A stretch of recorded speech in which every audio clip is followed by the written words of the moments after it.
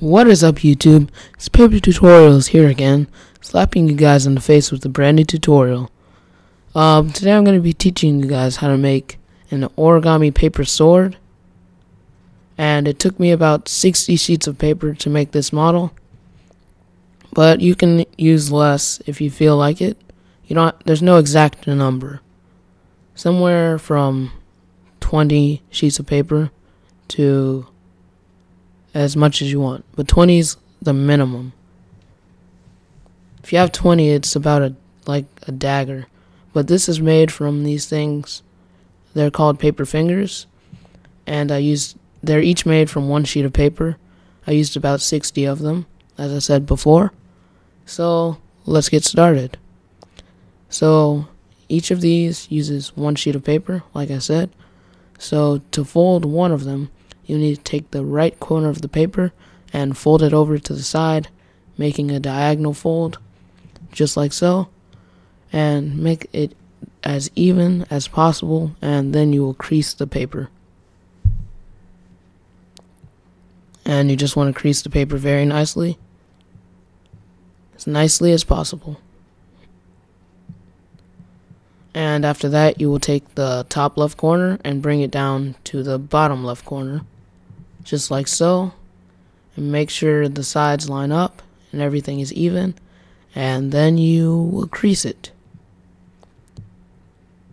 And then you will take the paper and the right corner that you see, bring it over in line with the edge of the fold that you just made. So just bring it over just like so, and make sure the edges are lined up and crease it very nicely.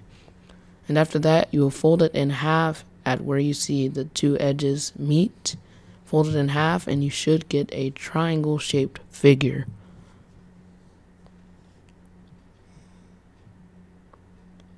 Okay, so you just want to crease it very nicely. Make sure everything is folded nicely, and bring the right corner in half with the middle of the paper. So you're just going to fold the triangle sort of in half like so. Bring the bottom right corner down to the half, and then you are just going to continuously wrap the rest around the crease that you just made, and you should have something that looks like this.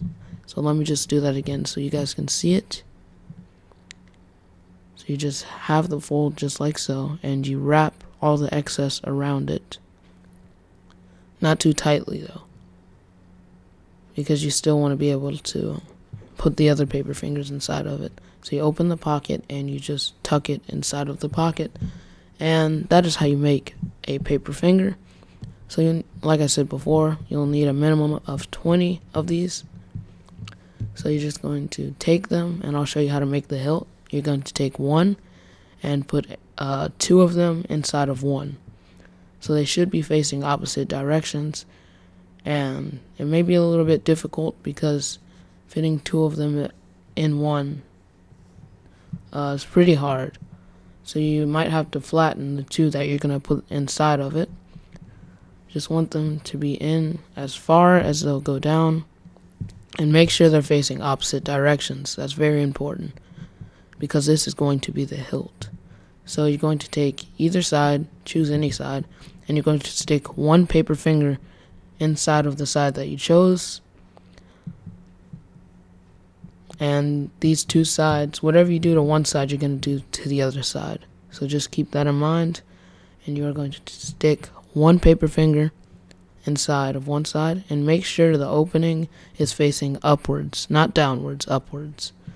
And tuck it in there as neatly as possible, and take the other side and do the same exact thing. So you're going to make sure the opening is facing upward and put it inside of the pocket. And you might need to use your thumb or your finger and put it inside of the pocket to make it wider, so the other paper finger will fit inside of it. Make sure it's in there as tightly as possible, and you're going to take two more, put one inside of the first one, and put the second one inside of the one that you just put inside.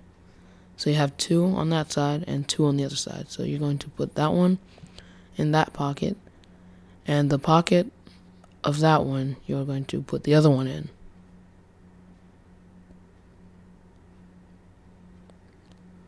So you have 3 fingers sticking out of each side of your hilt.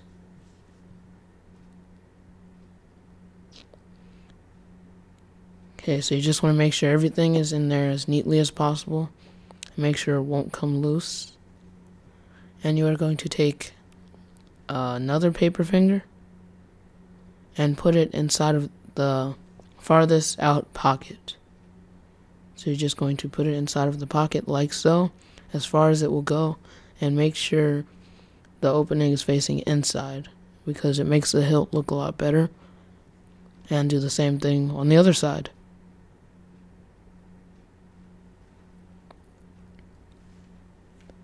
Just have to put your finger in there to make it wider sometimes, and put it inside of the pocket just like so.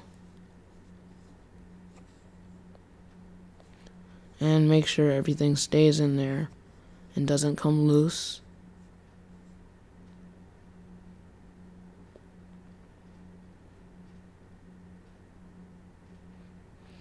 And now you have the hilt of the sword. So I will now show you how to make the blade. After I tighten it, make sure it's as tight as possible. Flip it over. To make the blade, you have to flip it over. And you take the highest paper finger. You are going to stick the next paper finger inside of the highest paper finger, and make sure it's facing towards the opposite way of the paper finger that you are inserting it into. So make sure it's facing the opposite way. Then you turn it back over and insert it into that pocket. Make sure it's facing the opposite way. Just like so.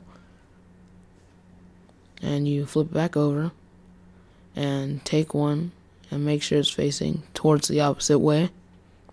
Just like so. And you flip it back over and you make sure it's facing the opposite way, and you tuck it in, and you keep repeating this process until your blade gets to the length that you prefer.